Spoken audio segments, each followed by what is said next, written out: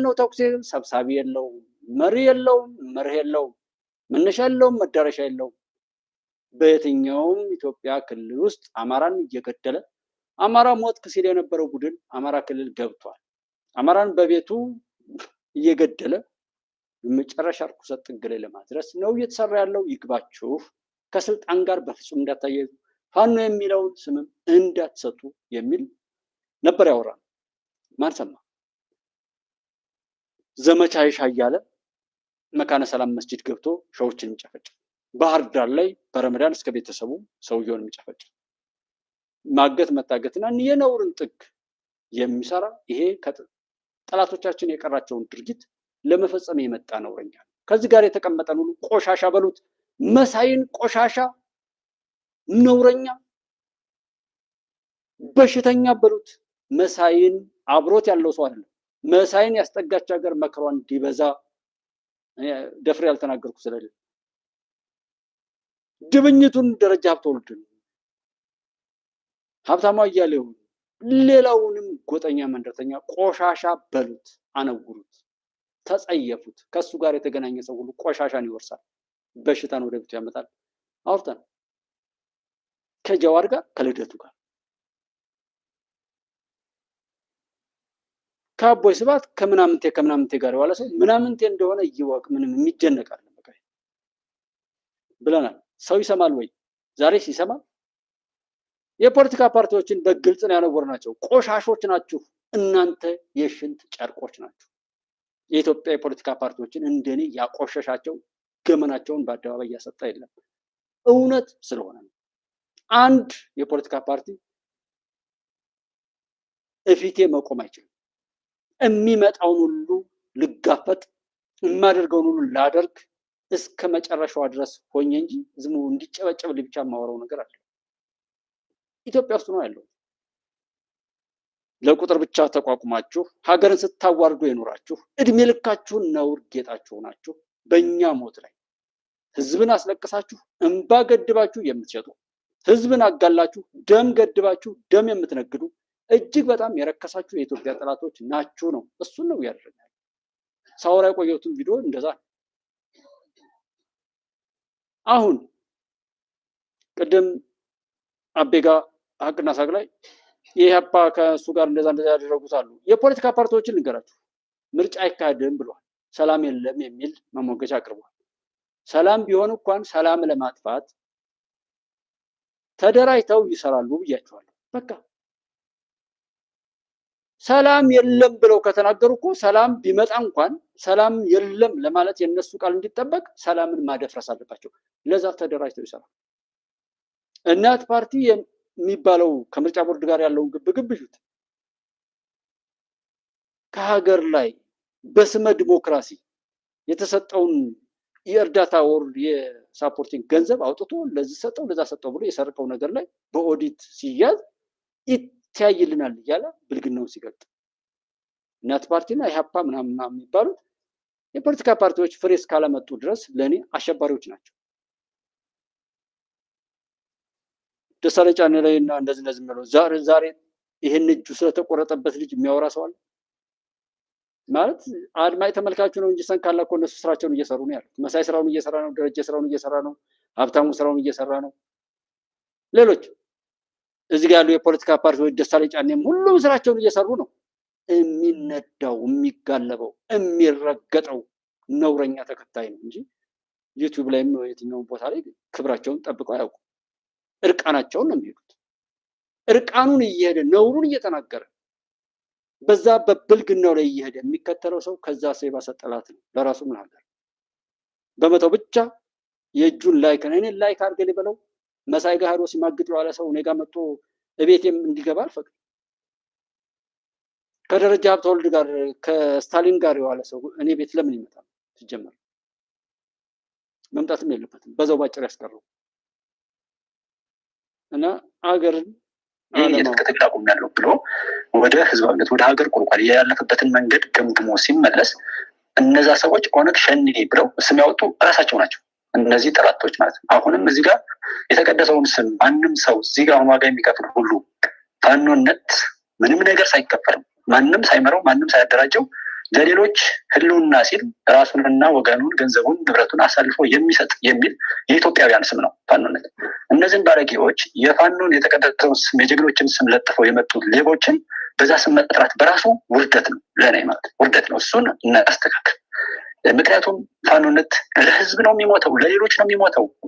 በቃ እኔ ባለፈው ወያኔ እንደዛ ያንን ስራ መከላከያ ላይ እኮ ሲሰራ ፋኖነት ቤቱን ንብረቱን ትቶ ግብርናውን ሁሉ ትቶ የሄደ ብዙ ፋኖ ነበር። ያንን ነገር እና ያንን ስምም ካለመስጠት ነው። ትግል ብዙ አይነት ነው። ስሙን መስጠት አይገባንም። እነዚህ ሌቦች፣ እነዚህ ወራዶች፣ እነዚህ ባንዳዎች፣ እነዚህ ለራሳቸው እንኳን መሆን የማይችሉ የተሸጡ እቃዎች ከሰውነት ወርደው ወደ ባርነት የወደቁ ኢትዮጵያ ከአፍሪካ ነፃ የሆነች ራሷን ያስገዛች ሀገር ናት ተብላ በዛች ሀገር ውስጥ የረከሱና መጥፎ አረሞ ነው የበቀሉ ሰዎች ያንን ጀግና አፄ ኃይለሥላሴ አገር ለቀው ሄደው እንግዲህ በላይ ዘለቀ ይባላል ሪፖርት እንኳን የሚያቀርብበት ቦታ ሳይኖር ትጥቅና ምናምን የሚያሟላበት አለ። ሪፖርት እንኳን የሚያቀርብ አገር መራሉ ያለው አካል እንኳን ለቆ ሄዶ የለም ለነጭና ያዳትን አንገዛም የሚልን ነገር የሰራን ሰው እንደነዚህ አይነት ባለጌዎች ላይ ብንሰጠው ስሙን እኛም ስሙን ያለማስጠበቅ እንትን አለብን ማለት ነው። ምክንያቱም የንግድ ስሞች እንኳን በህግ ይጠበቃሉ። አሁን መሀል ሚዲያ ብዬ በቃት ዩቲዩብ አሁን ላይ እንትን አይደል ማለት ሰዎች ይጠብቃል። ስለዚህ ለባለጌዎች የብልግና የውርደት የሞት በጣም በቁማቸውም በህሉናቸውም የሞተ ነገርን ሊወክል የረከሰ ነገር ሊወክል የሚችል ስም ልንሰጣቸው ይገባናል። ለምን ያ ስም የተሰጠው በስራ ስለሆነ ማለት ነው። እና እዚህ ቤት ውስጥ መጥቼ አሁን ተስፋን የሚሰጥ ማንም ሰው ቢፈልገው የማያገኘውን እውነት በመናገር የተጠመደ ሚዲያ ላይ መጥቼ ውሸት፣ ጉራ፣ አሉባልታ ብናገር የዚህ ቤት ባህሪው ስላይደለ ያ ነገር ይቆረጣል እንጂ ማንም ስለተናገረ እዚህ ቤት ውስጥ አይስተናገድም። ስለዚህ ያንን ምንድነው ቆመጣ ብሎ መጥራት አብሮ ከመፍትፈት ያድናል እንላለን። እና እንደዚህ ብለን በመጥራት ሰዎችን ልናሳፍራቸው ይገባል። የወደቁበትን የውርደት ገመናቸውን ሁሉ በማጋለጥ ሞታቸውን እንዲናፍቁ የማድረግ ስራ ሁሉ ልናደርግ ይገባል። እና ቅድም ቢኒ ብዙ ነገሮችን አብረርታል፣ እግዚአብሔር ይባርክህ። በዋናነት ግን የአሸናፊና ምናምን የሚለው ነገር እኔ ከእንደነዚህ አይነት የረከሱ ሰዎች ጋራ አሸናፊነትን ማጠጋጋትን ማቀራረብን ማነጻጸር አይገባም እላለሁ። ምክንያቱም የማሸነፍ አለም ተሸንፏል፣ ወድቋል፣ መሪ የላቸውም፣ አላማ የሌላቸውም። እኔ የአሁኗን ጉዳይ ለማወቅ ደሱ ብዙ ነገር ሞክሬ ነበረ። ማን ነው የሚመራችሁ? ወዴት ነው የምትሄዱት? ከየት ነው የምትነሱት? የት ነው የምትደርሱት? ችግሮችን እስኪ ንገሩኝ ብዬ በተለያየ መልኩ እኔም እንዳልሳሳት ብዬ ብዙ ሰዎችን ጠይቄ ነበረ። መሪያቸውን አያውቁም፣ አላማ ያለው ነገር የለም። ማንም ባለጌ ሲፈልግ ለመዝረፍና የሆነ ነገር ለማድረግ ከተመቸው ተነስቶ እኔ እንድነኝ ብሎ የሚበጣበትበት እድል እንዳለውና እንደገናም ደግሞ የጀግናው መከላከያ ሰራዊትም ሆነ የህግ አካል የእውነት አካል ደግሞ ሲመጣ አይ እኔ ሲቪል ነኝ ብሎ የሚተኛበት እድል እንዳለና የረከሰና የረከሰ ስራዎችን ሁሉ በዛ ህዝብ ስም በመፈጸም የውርደት ታሪክን ለመጻፍ የተዘጋጁበት መጥፎ ስራ፣ መጥፎ ውርደት እኔ እንዴት መግለጥ ሁሉ አልፈልግም። በዛ ህዝብ ስም ሊያብሱ፣ በፋኖ ስም ሊያብሱ የፈለጉት ቆሻሻ የውርደት ታሪክ ነው አቅደው የተነሱት ማለት ነው። እና ህዝብ ነቄ ባለበት ላይ መጀመሪያ ላይ ግንዛቤ በተፈጠረበት ላይ ከዛ በፊት እነዚህ ነውጥና ለውጦች የተለያዩ እንቅስቃሴዎች ግንዛቤ በፈጠሩበት አካባቢ ላይ ምንም አይነት እንትኖች አልተፈጠሩም። ተሳስተው ተፈጠሩ እንኳ ከተባሉ ምንም ጉዳት ሲያስተናግዱ እንዲጠናቀቁና ከተጠናቀቁም በኋላ ደግሞ እንዳያገረሹ እንዳይነሱ ተደርገው ነው የተዘጉት በሁሉ ቦታ። አምና አለን ተው ይሄ እንደዚህ እየሆነ መጣን። ያን ታወራን ዛሬም የሚናገር ሰው አለው። አገር ሰው አላት ኢትዮጵያ። ችግሩ የሚሰማ ራሱን ለማዳን የማሄድ ነው ያለው። በራሱ ላይ ምቀኛ ሆኖ እጁ ሲቆረጥ ከሌሎች ታሪክ ሰምቶ እንትን ከማለት ይልቅ የራሱ እጅም ቢቆረጥ የሌሎች ደግሞ እጅ ካልተቆረጠ ብሎ የሚሄድ በዛ ልክ የረከሰ ሰብዕና ነው።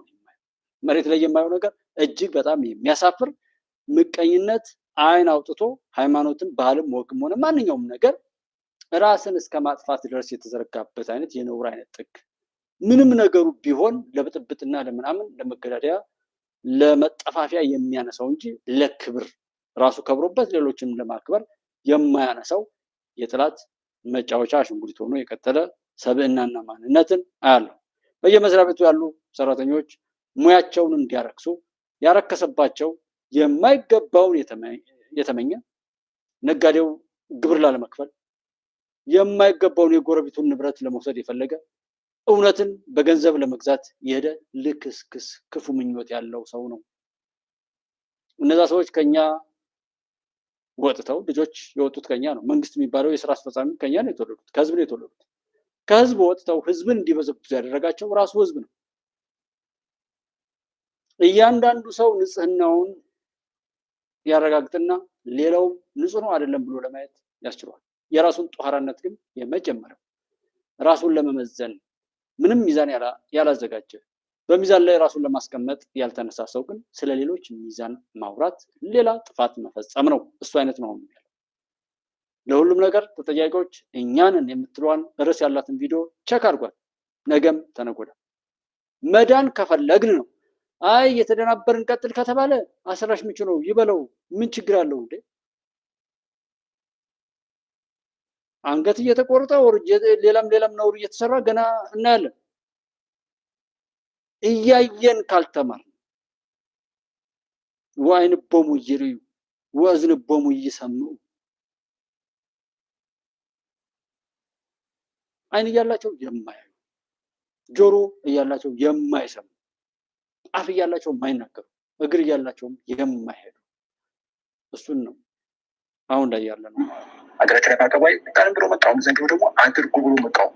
በየትኛውም አግባብ እናቱና አባቱ ላይ ሞትንና ውርደትን የሚናፍቅ ሰው እሱ ወራዳ ሰው ያልሆነ የከንቱ የባከነ የከሰረ የሙት ተራማጅ የሚባለው አይነት ነው። ያንን ነው ሊቆጥር የሚገባው። እና ምሁርነት እየታይ ነው። ልኬታዎች አሉ። ደሱ እዚህ ጋር ስንት ሰው ነፃ አውጥቷል? 1230 ምናምን ሰዎች አሉ። ላይክ ያደረጉ 1000 ናቸው። ላይክ ማድረግ እንደ ውለታ ነው የምናየው። በጣም ነው የሚያሳፍረው። እኔ ዩቲዩብ ላይ ብዙ ቃኛለሁ። ሶሻል ሚዲያዎች ላይ ብዙ ነው የምቃኘው። ብታምኑም ባታምኑም አንድ እርቃኗን የምትሄድ ሴት 5 ሚሊዮን 4 ሚሊዮን ተከታይ ያላት ላይኩ ሙሉ ምናምን እናያለን። እኛ ግን ውስጣችን ያመነበትን እንኳን በእጃችን ማረጋገጥ አንችልም። ይሄ እኮ ትግል ነው። እኔ እዚህ ጋር ስቀመጥ ማድረግ ያለብኝን ነገር ሌላ ነገር የሚጎተኝን ነገር እኮ ትቼ ነው ያንኛውን ትቼ እዚህ ጋር ዋጋ መክፈል አለብኝ ብዬ ነው። ይሄ ትግል ነው። የምትበቀሉበትን መሳሪያ ክላሽ ወይም ደግሞ ድሽቃ ወይ ብሬን ወይም ደግሞ ስናይፈር የላችሁ ማለት በጃችሁ እርዳታና ሀሳብ የምትችሉት ነገር ግን አለ። አንድ ስናይፈር ሆኖ ኢላማውን የማይሰጥ ገንዘብ የምትችሉ ገንዘባችሁን ሳፖርት አሉ። እውነትን የደገፋችሁት ከከሰር አይቀር ሰው ከሞት አይቀር ሰው እውነትን ደግፉ። ለእውነት ቢሞት እንደገና ይፈጠራል፣ እንደገና ይወለዳል። እና መናገሩ ምናምኑ እንደ ሰዎች እንዴት እንደሚረዱት አላውቅም። ግን እኔ ልቦናችሁን እግዚአብሔር ይክፈትላችሁ፣ እውነትን የምትረዱበት ዘመን ያደርግላችሁ። አድበስባሽ አስመሳይ ከንቱነት የተላበሰው የረከሰውና የወደ ዘመን ከካርቶን ከተለያዩ ከልሶች በብዙ መልኩ ሲሰሩብን የቆዩት ነገሮች በሙሉ በአእምሯችን የቀረጹት ያልሆነውን ሆነ ብለው አስመስለው ያደረጉት ነገር በሙሉ ከአእምሯችን የሚሰረዝበትና ነፃ የምንወጣበት በቃ ከአእምሮም ከሞራልም ከሁሉም ነገር ላይ ነፃ ወጣን ራሳችንን ሆነን በራሳችን ያየነውና የሰማነውን ራሳችን ለክተን እንደሚበጀ እንደሚጠቅመን አድርገን የምንጠቀምበትን ዘመን እንዲመጣልን ነው። እኔም እዚህ ጋር የምናገረው ደሱ የምትናገረው እዚህ ጋር የሚደውሉ ወንድሞቻችን እኔ ስልክ ደውሎ ለመግባት ምን ያህል መከራ እንደሚያበላ ያው የሚሞክር ሰው ያውቀዋል።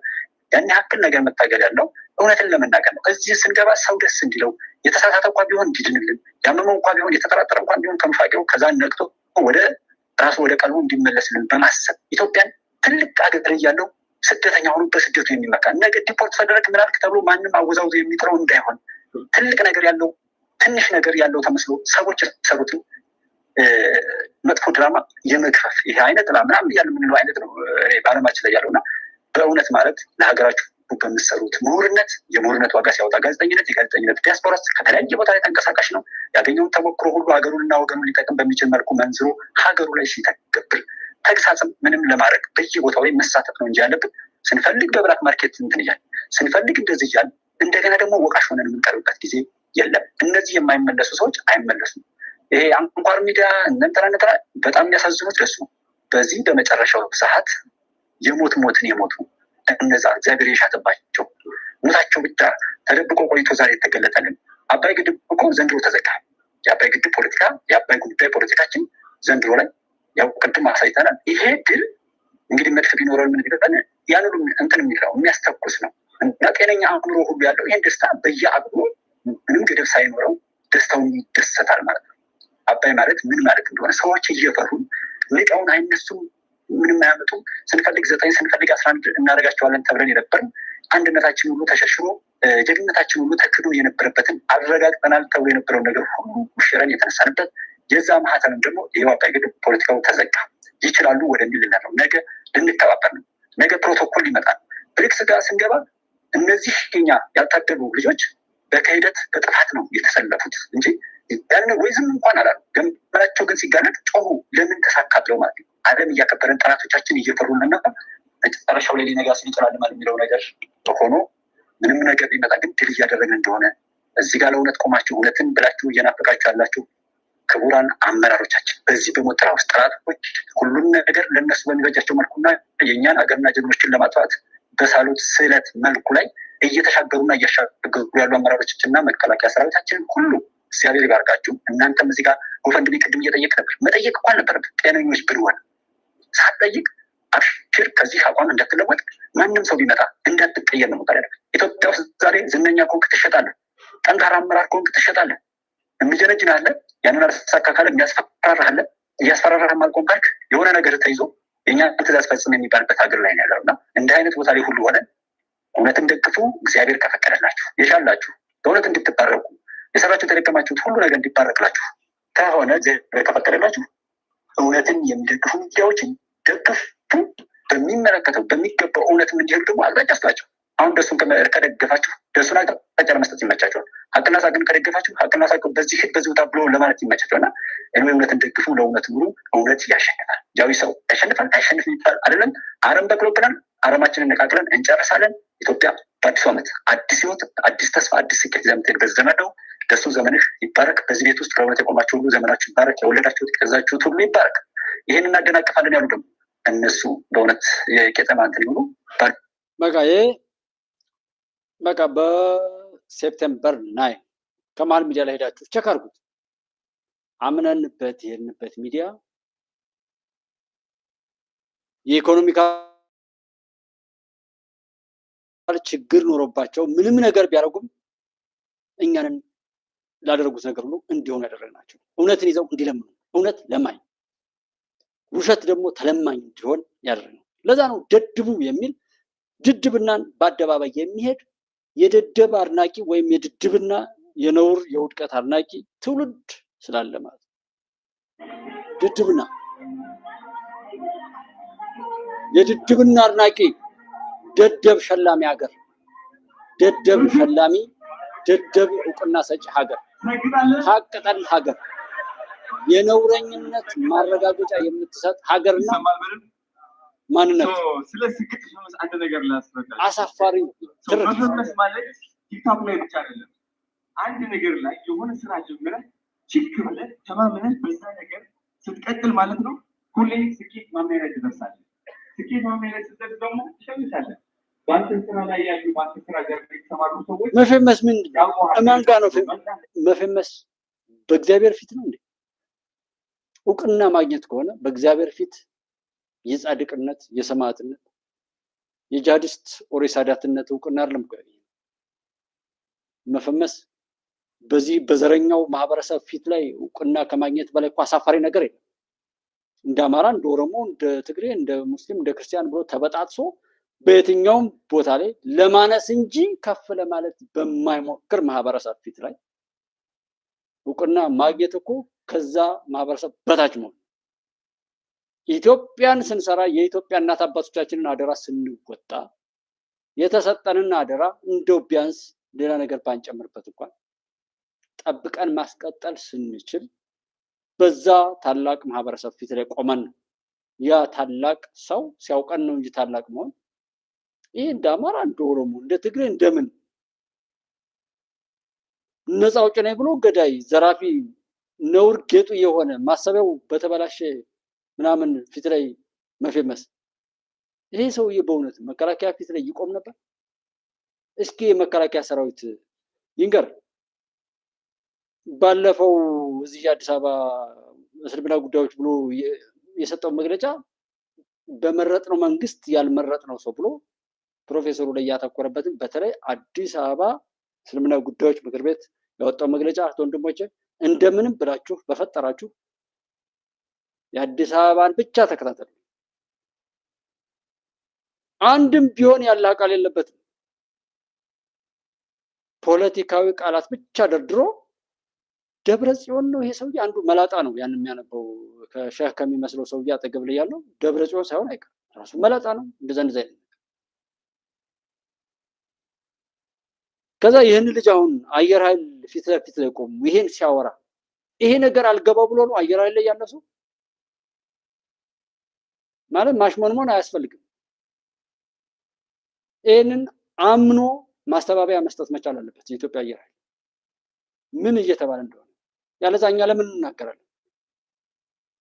ሀገር እንዲኖረኝና የሀገሬን የሚጠብቀው ደጀን ላይ ሆኜ ነው እኮ እኔ የምከፍለውን እኔ የማውቀው። እሱን እዚህ ጋር አልቆጥርም። ለምንድን ነው የምቆጥረው? ማን ሊሰማኝ? አስመሳዮቹን የፊቱ እያደረገ እውቅና እየሰጠ ሰርተፍኬት እየሰጠ የሚሄድበትና ጭብጨባ ምናምን የሚሄድበት ከሆነ ስለሽ ለምን ይለፈልፋል? ሌላውስ ለምን ይለፈልፋል?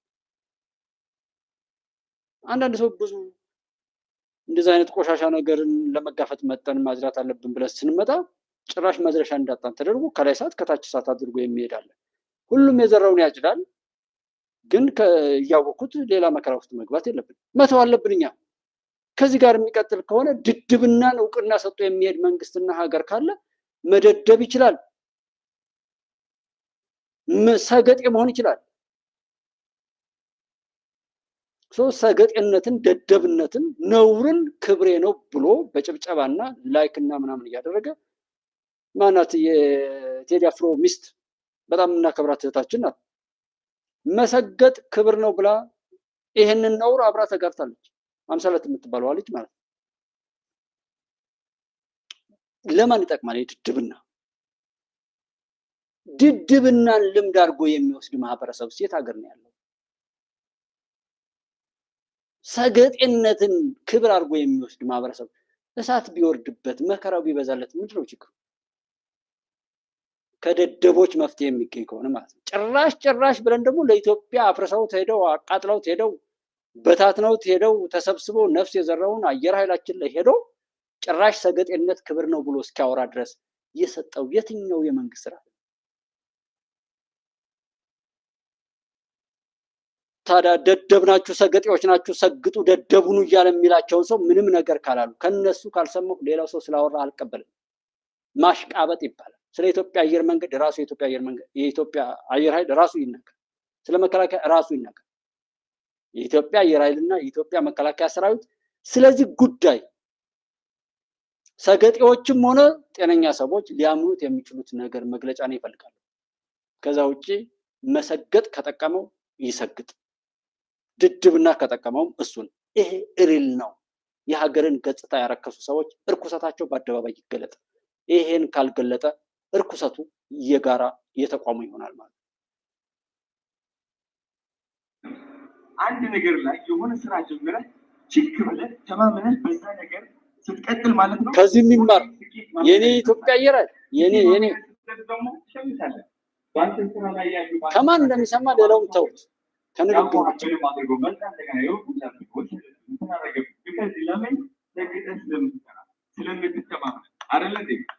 ተጨበጭባል። በማን ነው የምትተማመነው? በእግዚአብሔር ብቻ ነው ወይም በአላህ ነው። በየሃይማኖታችን አምነን ትቀጥላለህ። በሰው ተአምር ልትተማመን አትችልም። ልንገራችሁ ከራሴ ካለፉት ነገር ማለት ድድብናም ከእግዚአብሔር ያልሰራ አይብላ ነው መጽሐፍ። ያልሰራ አይብላ። ሰነፍን እግዚአብሔር አይወድም፣ አላህ አይወድም፣ ፈጣሪ አይወድም። አንደበቱን የማይጠብቅ ሰብዕናውን የማያከብርን ሰው ፈጣሪ አይወድም። እንኳንስ ድድብናን ለራስ መያዝ ተደብቆ የፈለገውን ያድርግ። እሱን ከሱ ጋር የተሳሰብ በአደባባይ ማይክ ይዞ እየሄደ ደግሞ የሚያጨበጭብ ሰው ማለት ልብ አድርጉ። ይችን ቃል እንዳትረሷት። ምክንያቱም እኔ እንዳልኳችሁ ነው። በዚህ በቅርብ ወቅት ላይ ምናምን ብዙ ሰው ያየዋል ብዬ አይደለም ማውራው። ካለፈ በኋላም ቢሆን ሰው ከተሰደደ ከሞተ በኋላ ማጨብጨብ ይወዳል አመለካከታችን ማለት ነው። በወቅቱ መጠቀም ነው ጎበዝ ማለት ነው። ከዚህ ሰው ምን ተሞክሮ እንዳገኘ መከላከያ ያብራራል። መከላከያ ላይ አዶናይ ቦዲጋርድ ይዞ መጣ ብላችሁ ለተናደዳችሁ ሰዎች አንድ ነገር ልነግራችሁ ፈልጋለሁ። የቀን በቀን ውሌ ብታቁት like honestly የቀን በቀን ውሌ ብታቁትና ብትረዱኝ ይላለው። and አንዳንድ ሰው መረዳት ማይፈልግም የሆነ እንከን ለማውጣት የሚጠብቁ ሰዎች አሉ። ለምን እንደሆነ አላውቅም። ለምንድን ነው የወንድማችሁ ውድቀት የምትፈልጉት? አንዳንዶቻችሁ like ምን አድርጌ ነው? ገባችሁ አይደለ? ምንም አላረኩኝም እውነት ለመናገር ምንም። ለምንድን ነው anyways እኔ አሁን ይሄንን እዚህ ላይ ምንም አላረኩም ምናምን ከሚለው አንፃር ሳይሆን እኔ ማውራት የፈለኩት በተለይ ከምወደው ጀግናው መከላከያ ሰራዊት ጋር ስላየሁት የእውነቴን ነው። በጣም ተናድጃለሁ። ወደፊትም እናደዳለሁ። መልስ እስካላገኘው ድረስ ይህን ጉዳይ በቀላሉ አልተወውም። እዛ ቦታ ላይ ማን እንዳለ ማጣራት እፈልጋለሁ። በቀላሉ ምተው አይደለም። ምክንያቱም እኔ በራሴ እዚህ ዩቲዩብ ላይ መጥቼ ከማወራው የበለጠ በጣም ብዙ የምሰራው ስራ አለ። ስለዚህ በዛ መስራት ያለብኝ እንድሰራ እውነታውን ማወቅ እፈልጋለሁ። ያለዛ ማንም ኢትዮጵያዊ እውነትን የያዘ ሁሉ ዋጋ ያስከፍላል። እውነትን የያዙት ወንድሞቼ፣ እናት አባቶቼ በየቦታው ላይ ስለ እውነት ሲሉ የሚደርስባቸው መወገዝ፣ መራብ፣ መጠማት፣ ማልቀስና ማንባት ሁሉ እኛን ዋጋ ያስከፍለናል። ያረከስነው እውነትን ከሆነ የእውነት አምላክ እኛ እንደሚፈረድን አለመርሳት ብቻ ነው። እኔ አሁን ዝም ብሎ እንደ ጻድቅ የሚያሰኘውን ሰው ነው መውቀስ የፈለጉት። የዋለበትን የዘራውን ለማግኘት ከሆነ በቃ መዘጋጀት ነው። ደርሶ ግን አገርን ለማፍረስ ሲሰራው ነው ለምን አልፈረሰችም ማለት በሚችልበት ላይ መጡ። እንዴት ይቺ ሀገር ሰላም ትሆናለች? ኦሩ የሆነ ቦታ ላይ እንዴት እንደዚህ ይሆናል ብሎ የሚወራጨውን ነገር እናያለን። እሱ ነው እኔ በጣም የሚያናደኝ። ደርሶ እንደ ጻድቅ ማለት የራሱን ነውረኝነት ጭራሽ ለመሸፋፍና ለማለባበስ የሚሞከርበት ነገር ማለት ነው። እሺ ጓደኞች ሰላም ነው አለን። ትናንትና 2 ቀን አንድ ቪዲዮ ያየው ነው ሶሻል ሚዲያ ላይ እየተንሸራሸረ ወሬሉ በፋኖቹን የተቆረጠው ልጅ ቆራጩን በደንብ አውቀዋለሁ። አብረን ሸዋ ነበር 2016 ላይ ማለት ነው። 2016 ላይ የሸዋ ጦር የሸዋ የአማራ ፋኖ የዘመቻ መምሪያ ኃላፊ ሆኜ እየሰራሁ የሄዴ ጋንታ መሪ ነበረ። ከፈለጋችሁ ክፍለ ጦሩን ለይኩና ክፍለ ጦር ነበር እኛ አሰግር ጦር ውስጥ እያለን እና አበበ ጢሞ የሚባለው የመከታው ቃል አቀባይ ትናንትና ሲናገር ሰማሁኝ። ወዲ አገዛዙ ወዲ ብልጽግና ዙሯል አለ። ውሸት ነው፣ በጭራሽ ይሄ ውሸት ነው። ልጁን በደንብ አውቀዋለሁ። ይሄ ጀነቆርጦ ሰውዬ በደንብ አውቀዋለሁ። ወረይሉ ወረዳ ኪሬ ማርያም የምትባል ቦታ ላይ ተቆራጩ ደግሞ ለጌሂዳ ወረዳ ነው። ሮቢት የምትባል ቦታ የነበረ ነው። ለመንግስት ለመከላከያ ጠቁመሃል ብሎ ነው እጁን የቆረጠው። ደግሞ የቆረጠው ዛሬ አይደለም፣ የቆረጠው ሰኔ ላይ ነው። እጁንም የተቆረጠው ሰኔ ላይ ነው። ጆሮውንና እጁን የተቆረጠው ይሄ ሰውዬ ሰኔ ላይ ነው። ከሰኔ እስካሁን ድረስ ምን እየሰራ ነበር? አሁን ላይ እንዳዲስ ነው የተለቀቀው። ልጁን በደንብ ነው የማውቀው። አስፈላጊ ተሆነ ወረይሉ ወረዳ ኪሬ ማርያም የምትባል ቦታ ላይ ብትደውሉ ይሄን ታሪክ በደንብ ታገኛላችሁ። እኔ እዛ አካባቢ ይሄ ደግሞ ከሸዋ ጦር በእርግጥ እነ አበበ ጢሞ ያንን ቃል የሰጠችው ወደ አገዛዙ ኃይል ገብቷል ያ ውሸት ነው። ሸዋ እንትና ላይ ነው። አለቃው ናቲ ይባላል። የሽክፍ ልጅ ነው። ናቲ ይባላል። የልጅ ያለቃ እኛ ሸዋ ላይ ያለን ከኛ ጋር ባለመስማማት ወሎ ላይ ሄደው እንዲቀመጡ ተነጋግረን ነው ወሎ ነው ያለው በምሬ ወዳጆ ስር ነው። ምሬ ወዳጆ የሚመራው ጦር ነው እዛ ቦታ ላይ ያለው። ይሄ ልጅ ደግሞ በምሬ ስር ነው የሚሰራው። ይሄ ማለት ኪሬ ማርያም ወረይሉ ላይ ነው። እንደ አዲስ አሁን እንደገና ሰኔ ላይ የተደረገ ነገር ሪት ትላላችሁ። እንደውም መከላከያ ነው ይሄን ነገር ያሰራው ትላላችሁ። የራሴን ጓደኛ እኔ በደንብ ነው የማውቀው። ፋኖ ነው፣ በትክክል ፋኖ ነው። እኔ አውቀዋለሁኝ። አስፈላጊ ተወር ደግሞ ኪሬ ማርያም ደውሉና በተለይ እናንተ ሚዲያ ላይ የምትራቁ ሰዎች ኪሬ ማርያም ወረይሉ ላይ ደውሉና ጠይቁ። ይሄን ታሪክ በደንብ አድርገው ይነግሯቸዋል። ህዝብ ሰብስበው በጡርምባ ህዝብ ሰብስበው ህዝብ ተሰበሰበ ቦታ ላይ ነው የቆረጠው። ይሄ ይታወቃል። የማይገባህን ዝም ብለህ አትንጫጩ። ብዙ ጊዜ ደንቆሮ ህዝብ በእናትህ እውነትም ደንቆሮ ህዝብ የሚነግረውን አይደለም የሚሰማው። ስለ አማራ ላይ ስላለው ችግር አማራ አካባቢ ላይ ያሉ ልጆችን እስኪ ጠይቁልን፣ አጣሩልን ማለት ይቻላል። አሳይመንት እንወስዳለን ብለናል። ግን መስማት ነው ወይ የፈለገው? ዛሬስ ይሄንን የሚያራግቡ በአዛኝነትም ሆነ በሆነ ነገር ላይ የምንል ሰዎች በሆነ ችግሩ ከህዝብ ላይ እንዲወጣ ነው፣ ችግሩ እንዲፈታ ነው እያወራን ያለን አይደለም። ምክንያቱም ችግሩ ቢያስተምረን ኖሮ እዚህ ሰላሌ ላይ የሆነ ልጅ ገለው አማተበው ምናምን ገለው በገደሉት ከሆኑ ወራት በፊት ገለው አስቀምጠው ሲያበቁ የኛን ደካማና የኛን ሸውራራነት የኛን መደናበር አይተው እነዛ ቆሻሾች እኛን ለበለጠ ለማደናበር ይናገራሉ። አገልግሎት እንዲበላሽ በተለያየ መስሪያ ቤት ላይ እንደዚህ ነው እንደዛ ነው ይባላል። ይሄ እኮ ትግል ነው። ሰው የሚፈራው እኔ የማልፈራውንና በጣም የማዝነው ትንሹን ትግል ነው ሰው የሚፈራው። በጥይት እየተተኳኮሱ መገዳደል ትንሹ ትግል ነው ለኔ። እኔ እንደዛ ነው። ትልቁ ትግል አገልግሎት በማበላሸት በየዕለቱ በየቤታችን በሁሉም ነገር ላይ ሰላም እንድናጣና ተስፋ ቆርጠን አጥፍቶ ጠፊዎች እንድንሆንና የነሱን የረከሰ በሽታ በእኛ ላይ እንዲፈጸም የሚያደርጉት ቆሻሻ ተግባር አለ። ያ ነው ለኔ የሚያናድደኝ እንጂ ይሄ በመሳሪያ ከለየለት በኋላ ምናምን የሚገጠም ነገር አለ። ፋኖ አይደለም እኮ አሁን እያስቸገረን ያለው፣ ህወሓት አይደለም እኮ እያስቸገረን፣ ወሮሸኔው ምንም በሉት። እኛ ከነሱ በላይ በውስጣችን የቋጠርነው ጥላቻ፣ ዘረኝነት፣ ጎጠኝነትና ጠማማነት ነው ያስቸገረን። የማይረቡ ሰዎች አስተዳደር በማበላሸት በምን ቤት በብዙሃኑ መካከል ለብዙሃኑ ሊያገለግሉ የተቀጠሩ ሰዎች ብልግናቸውን ሳያፍሩ በድፍረት እስኪናገሩና ህዝብን እስኪያጎሳቁሉ እስኪያስቸግሩ ድረስ የደረሱት የኛ አለመተባበር ነው። እውነትን የያዘ ሰው፣ እውነትን ያወቀ ሰው፣ እውነትን የሚወድ ሰው፣ እውነትን እንዲወደድ የሚያደርግ ሰው እንዴት እውነትን መጠበቅ አቃተው? እንዴት ለእውነት አብሮ መቆም አቃተው? ችግሩ እኛ ውስጥ ነው ያለው። የማንም ጭንጋፍ ጎደሎ ሌባ ባንዳነቱን ርኩሰቱን ተከራይቶ በብዙሃኖች መካከል ጥቂት ቆሻሾች መጠው በሽታቸውን እያዛመቱ የሚበጠብጡን እኛ ስለፈቀድንላቸው፣ እኛ በተራ አሉባልታና እንቶ ፈንቶ ስለተለያየን ስላልተዋደድን፣ እንደ ቤተሰብ አብረን ስላልቆም፣ ፍቅርን ስላረከስን፣ ቤተሰባዊነትን ሆነ የትኛውንም አንድነት ስለጠላን በዛ መካከል ላይ የበቀሉ በዛ መካከል ላይ የሚኖሩ ናቸው የትኛውም ጋጠወጥ ነውረኛ ቡድን እንጂ እኛ እንዲሆን ንቀን የሚጠፉ ናቸው። እኛ የረገጥነውን ፍትህ መንግስት የሚባለው ከየት መጥቶ ነው እኛ የሚያረጋግጥ? እኛ ያዋረድነውን እኛ ያጠፋነውን አንድነት የአሜሪካ መንግስት የአውሮፓ ህብረት መጥቶ እንዴት ነው አንድ የሚያደርግ? እኔ በጣም ያስጠላኛል። በቃ በጣም እግዚአብሔርን ነው የምናደደው። እኔ ስናደድ የማማረረው እግዚአብሔር ነው። ሁሉን ነገር ችግር እንደሚፈጠርም እያወቀ እንዲፈጠር የፈቀደ ከተፈጠረም በኋላ እንዳይጠፋ ያደረገው ፈጣሪ ነው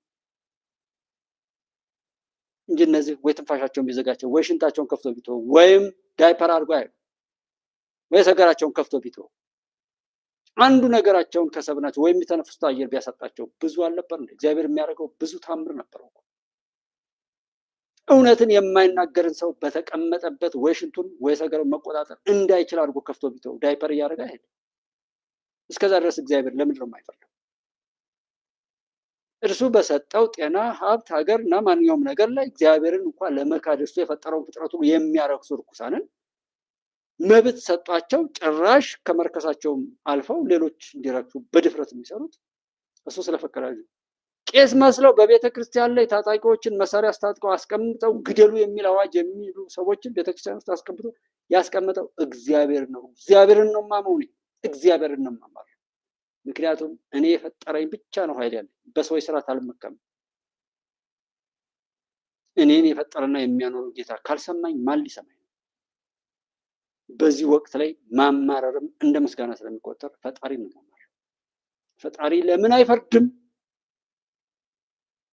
እድሜ ልካችንን የማንም መጫወቻ ሆነ እኔ በማውቀው ታሪክ በኢትዮጵያም ሆነ በዚህ በዘረኝነት በምን የሚባላ የሚናከስ የሚቧቀስ ሲያስጠላ የክፋቱም ሆነ የምኑ በድንቁርና ላይ ክፋት ተሞልቶበት አንዱን አንዱ እየነከሰው አንዱን አንዱ እየበላው አንዱን አንዱ እያዋረደው እንዲህ አይነት የትም ቦታ ላይ ቢሆን ለመናገር ወር ለማውጋት ያን ነገር የሚያሳፍር ቆሻሻ ተግባር እየተፈጸመ ጭራሽ በዚሁ ላይ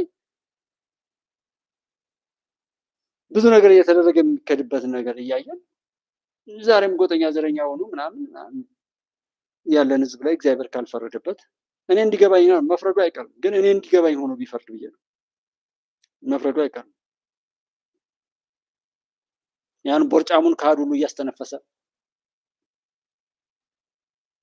በቆመበት ላይ ውሃ አድርጎ የአሪዎስን ባህሪ ቢሰጠው አንጀቱ ተዘርግፎ ሜዳ ላይ እስኪበተን ድረስ ቢያዋርደው ቁርባነ መለኮትን እየተቀበሉና እየሰጡ የሚቀልዱ ካህን የሚመስሉ ቆሻሾችን ያቺ በተከበረች ቦታ ላይ ሁሉ የሚያሾፉ ህዝብ በሰጣቸው አደራ ላይ በባለስልጣንነት ተቀምጠው ያሉ ሰዎችን ሁሉ እያዋረደ ቢያሳየን ምን ችግር ነበረው? እስኪ እንደዚህ በሉ።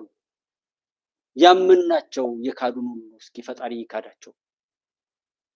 ያለዛ ፈጣሪ ነው ችግሩ።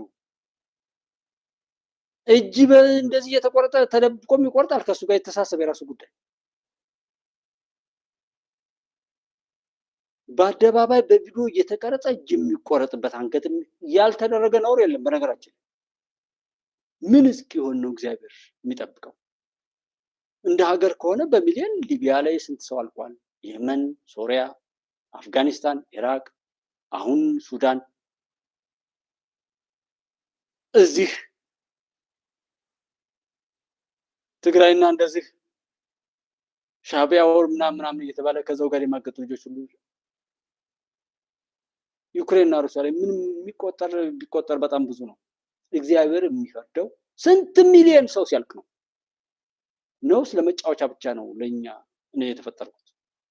እኛ እዚህ የተፈጠርነው ለመጫወቻነት ብቻ ከሆነ በአቅማችን እኛም ለጥፋት መነሳት አለ። እግዚአብሔር ለምንድን ነው እውነቱን ማይነግር? እስኪ እግዚአብሔርን ጠይቁ። እምነት ያላችሁ ሁሉ አላህን ጠይቁ፣ እግዚአብሔርን ጠይቁ፣ ኢየሱስን ጠይቁ፣ መድኃኔዓለምን ጠይቁ፣ በምትችሉት ሁሉ ጠይቁ። መቼ ነው እግዚአብሔር የሚያድነው? ቤተ መቅደሱ ላይ ተቀምጠው ግደሉ የሚሉ ቦርጫም ነውረኛ ካህናትን አስቀምጦ ጭራሽ በቤቱ ላይ የሚማግጡ ሰዎችን አስቀምጦ መስቀሉን ይዘው ልብሰ ተክህኖውን ለብሰው የሚሄዱ ሰዎችን እግዚአብሔር መቼ ነው የሚቀጣው? መቼ ነው የሚቀጣው? መቼ ነው?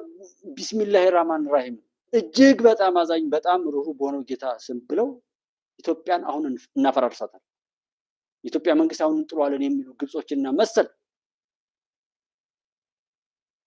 ሰዎችን መቼ ነው በቁማቸው ውሃ የሚያደርጋቸው? መቼ ነው በቁማቸው የሚያዋርዳቸው? ያለዛኛ እንዴት ነው ተስፋ የምናደርገው? ግብረ ሰዶማውያንን የሚፈራ ከሆነ ጾታ ቀያሪዎችን የሚፈራ ፈጣሪ ከሆነ